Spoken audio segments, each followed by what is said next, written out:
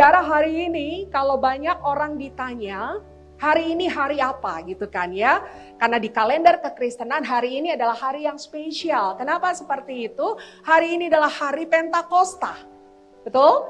Hari Pentakosta. Dan kalau orang ditanya, apa artinya hari Pentakosta? Semuanya sepakat akan berkata, hari pencurahan Roh Kudus. Betul? Apa artinya hari Pentakosta? Hari pencurahan Roh Kudus. Pak, Bu, salah.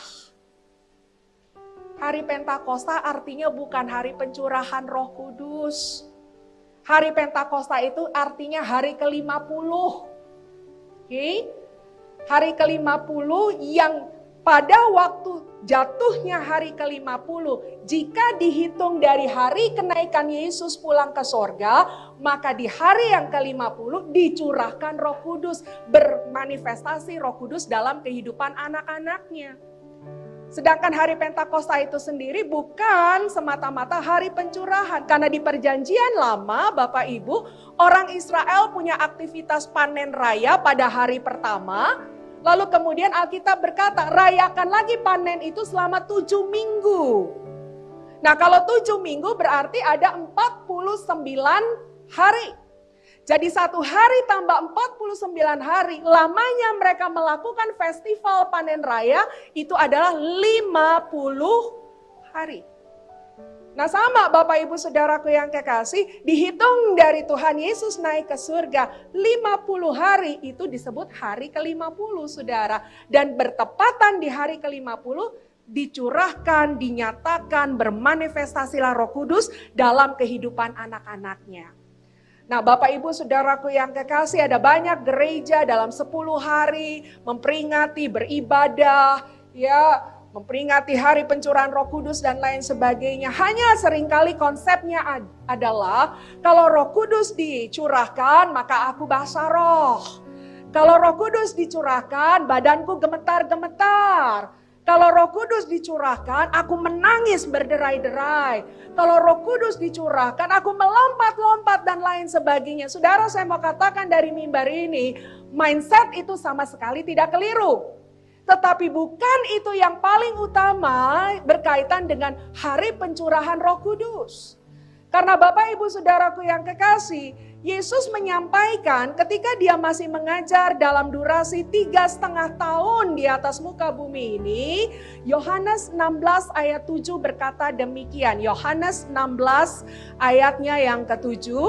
Namun benar yang kukatakan ini kepadamu adalah lebih berguna bagi kamu jika aku pergi. Yesus bilang adalah lebih efektif kalau aku pergi meninggalkan bumi. Oleh karena apa? Supaya penghibur itu datang kepadamu. Nah Bapak Ibu, Yesus bilang adalah lebih baik aku meninggalkan bumi supaya penghibur itu turun atas kehidupan kita. Kenapa lebih berguna? Saudara, 3,5 tahun Yesus ada di atas muka bumi, dia menyembuhkan, dia membangkitkan orang mati, dia menguatkan yang lemah, dia mengajar dari yang tidak tahu menjadi tahu. Tetapi kalau Yesus terus menerus menjadi pribadi yang adalah Allah berinkarnasi menjadi manusia, saudaraku yang kekasih, Yesus keliling Yerusalem saja. Dari Bethlehem, dia pergi ke Nazaret, ke Kapernaum, ke Betsaida, ke Bethesda. Saudara, kira-kira dia balik lagi ke Bethlehem masih lama nggak? Masih lama. Betul?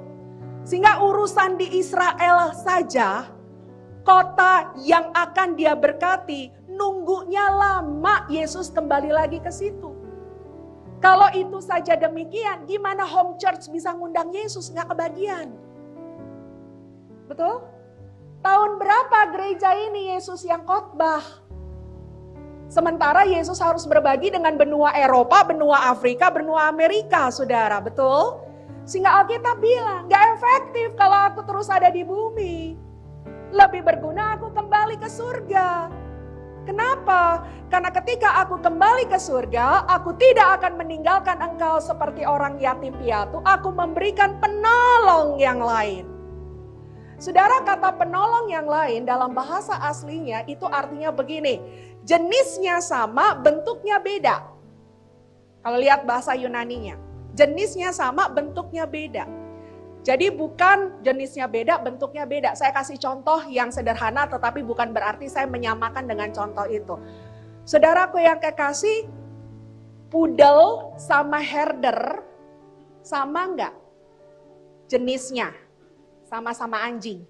Betul? Tapi bentuknya sama enggak? Enggak, beda. Poodle is poodle, herder is herder. Tapi kalau ayam sama kucing,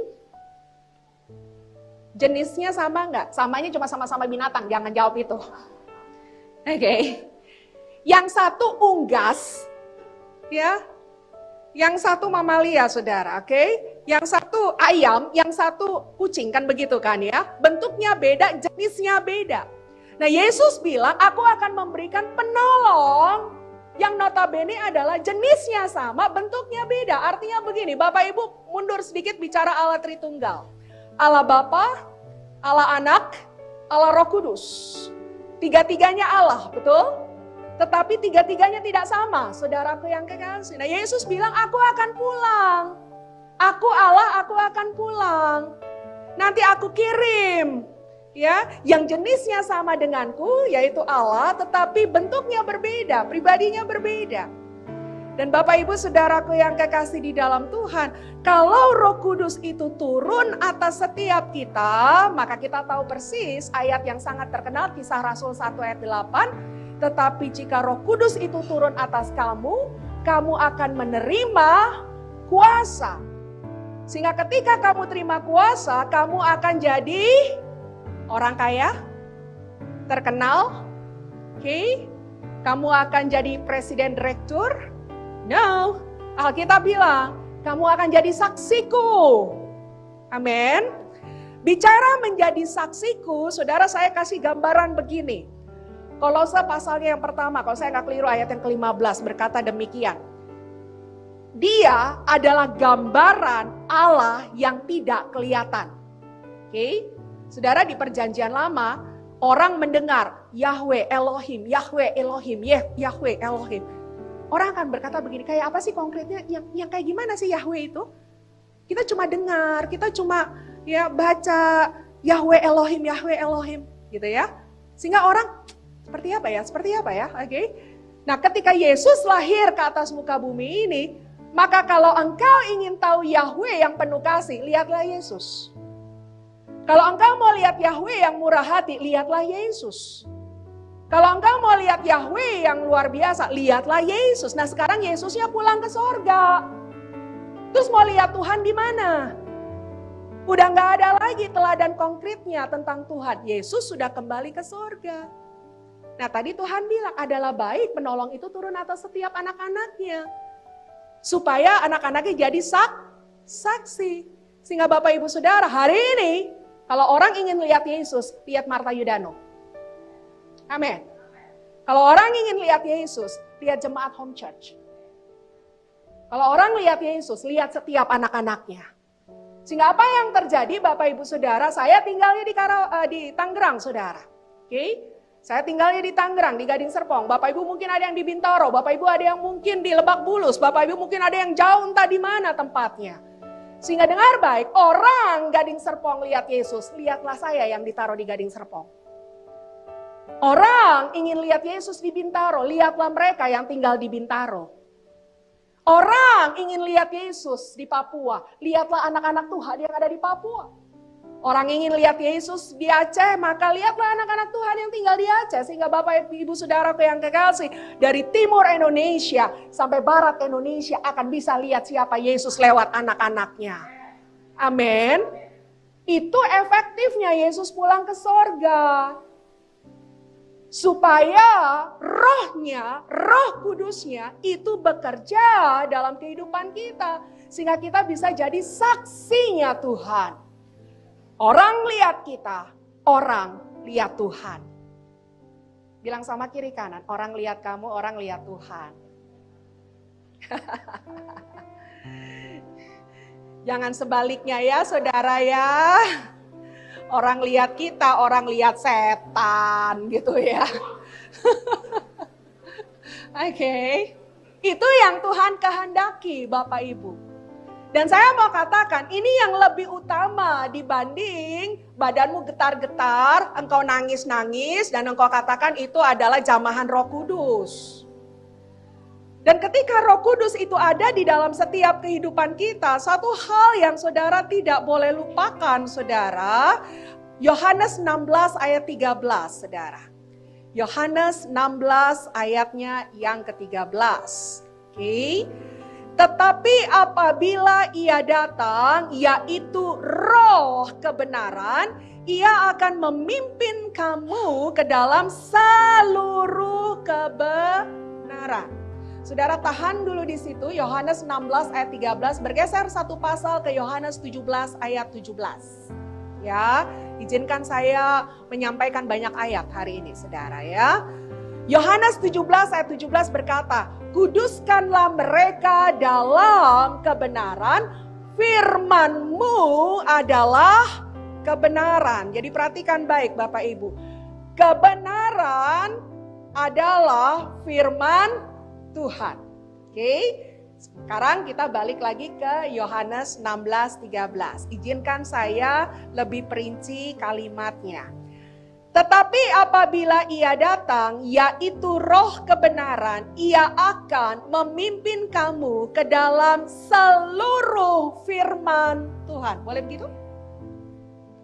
Dan perhatikan baik kata-katanya. Alkitab gak bilang begini, dia akan memimpin kamu kepada setengah firman Tuhan. Dia akan memimpin kamu kepada 3/4 firman Tuhan. Tetapi tegas Alkitab berkata, dia akan memimpin saudara dan saya kepada seluruh. Dari kitab Kejadian sampai kitab Wahyu, mau bicara peringatan, mau bicara perayaan, mau bicara pengarahan, mau bicara janji Tuhan, mau bicara apapun, dia akan menuntun kita untuk mengetahui dan melakukan seluruh firman Tuhan. Sehingga sebetulnya gak ada orang lakuin firman tuh setengah-setengah tuh gak ada, saudara. Ada orang bilang begini, it's okay lah pastor, ya nggak apa-apa deh saya kasih perpuluhan, kasih persembahan, besar-besar, nggak apa-apa, rela saya ngasihnya, asal jangan disuruh mengampuni. Ada nggak yang suka begitu? Sometimes kita dengar orang begitu loh Bapak Ibu. Nggak apa-apa deh, aku pelayanan dari Senin sampai Senin, dari pagi sampai malam, pokoknya aku giat sama Tuhan. Tapi jangan suruh aku berbagi. Jangan suruh aku berbagi. Oke? Bapak Ibu saudaraku yang kekasih, ketika kita melakukan seluruh firman Tuhan, tidak demikian caranya. Kalau Tuhan bilang kita harus memberikan persembahan, maka Tuhan juga akan bawa kita untuk mengampuni. Kalau Tuhan suruh kita untuk melayani, maka Tuhan juga akan suruh kita untuk memberi. Amin. Karena Roh Kudus akan membawa kita kepada seluruh kebenaran firman Tuhan.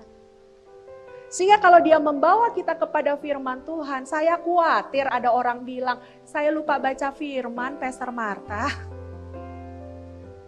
Lupa apa dilupa-lupain Bapak Ibu? Agak beda tipis. Oke?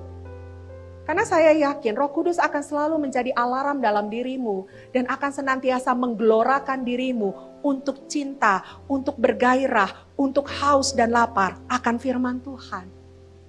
Amin. Ya. Akan selalu ingin karena dia akan membawa kita kepada seluruh kebenaran. Jadi rasanya kalau kita lupa nggak baca Alkitab agak aneh saudara. Oke. Dan yang lebih lagi Bapak Ibu Saudaraku yang kekasih, Yohanes 1 ayat 14 berkata, dan firman itu menjadi manusia dalam pribadi Yesus. Oke? Jadi lihat tadi skemanya. Ya, kebenaran sama dengan firman Tuhan sama dengan Yesus. Roh Kudus membawa kita kepada seluruh kebenaran. Saudara, setiap hari saudara berjalan dalam firman Tuhan, saudara tiap hari melakukan firman Tuhan, saudara tiap hari menggenapi apa yang Tuhan kehendaki. Saya percaya saudara kalau berjalan seperti itu, makin hari saudara akan makin serupa dan segambar dengan Tuhan. Amin. Karakter kita semakin hari akan semakin serupa dan segambar dengan Tuhan. Jangankan hal yang seperti itu, kita suami istri Pak, Bu, Oke, saya sama suami saya itu sudah berjalan bersama-sama melebihi separuh usia saya, saudara. Karena saya sebelum menikah, saya sudah 10 tahun berteman dengan beliau, saudara. Oke, jadi memang lama-lama saya kayak lihat dia kayak lihat saya gitu loh, saudara. Kelakuannya sama gitu ya, dia mirip-mirip, tetap ada perbedaan tapi mirip-mirip. Dan ada banyak orang berkata itu lumrah, kenapa? Karena seringkali bersama-sama. Kalau Bapak Ibu seringkali bergumul dengan firman, seringkali melekat dengan firman, berjalan dengan firman, engkau akan serupa dan segambar dengan Tuhan. Gak mungkin kalau Yesus murah hati, saudara pelit. Coba lihat kiri kanan, kamu pelit gak?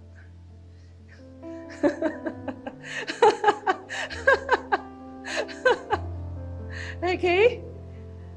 Gak mungkin kalau Yesus lemah lembut, saudara gahar. Amin. Gak mungkin Bapak Ibu Saudaraku kalau dia adalah orang yang baik, lalu saudara tidak baik. Semakin hari kita akan semakin serupa dengan Tuhan. Semakin sempurna. Dan ketika kita semakin seperti Yesus, itulah sebabnya ketika orang lihat kita, orang lihat Yesus. Amin. Dengar baik kekasih Tuhan, itu jauh lebih penting dari hanya sekedar memanifestasikan karunia dalam kehidupan kita. Tetapi apakah karunia itu salah? Sama sekali tidak. Karena kita adalah saksinya Tuhan di bumi, dan sebagai saksinya Tuhan di bumi, kita diperlengkapi untuk menyatakan pribadi Tuhan yang dahsyat dengan karunia yang dianugerahkan kepada kita. Dan saudara, saya percaya orang yang Roh Kudus bekerja dengan luar biasa di dalam hidupnya adalah orang yang luar biasa. Kenapa begitu, saudara? Ingat lagi tadi Kisah Rasul 1 ayat 8. Kalau Roh Kudus turun atas kamu, kamu akan jadi apa? Saksimu. Sebelumnya dia katakan, kamu akan menerima kuasa. Saudara, kata kuasa dalam bahasa aslinya adalah dunamis. Kalau dengar kata dunamis, ingat kata dinamit. Betul? Dan saudara, saya tahu, kita semua tahu itu, dinamit itu apa, betul? Bahan peledak yang kekuatannya tinggi. Kalau dibandingkan sama petasan, Pak, petasan bahan peledak bukan? Bisa meledak nggak? Bisa. Tapi yang meledaknya begitu doang gitu kan ya. Tapi kalau dinamit, dahsyat saudara. Dahsyat. Ya.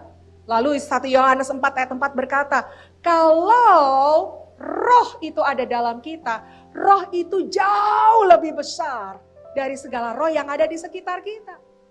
Sehingga Bapak Ibu lihat, kalau Roh Kudus bekerja di dalam hidupmu dan hidupku, engkau berjalan di dalam Dia, maka Alkitab berkata, engkau punya sesuatu yang dahsyat, karena Alkitab berkata ada dinamit dalam hidupmu.